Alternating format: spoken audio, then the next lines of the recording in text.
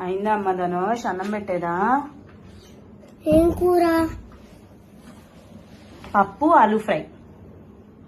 Chicken చేయమ్మా. ఎన్ని రోజులు మా ఇంకెన్ని రోజులు మా చికెన్ చేయకుండా ఉండేది?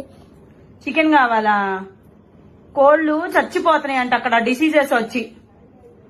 చికెన్ తినకపోతే నేను చచ్చేటట్టున్నా. నీకు అది అర్థం కావట్లా.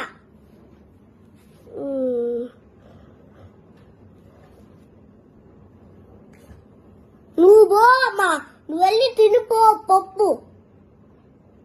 నాకొద్దులే పప్పు. ఏందిరా అంటున్నా? ఏం లేదులేమ్మా, తినిపో నువ్వు వెళ్ళి. కోళ్ళకి ఇన్ఫెక్షన్ సాగుకొచ్చింది.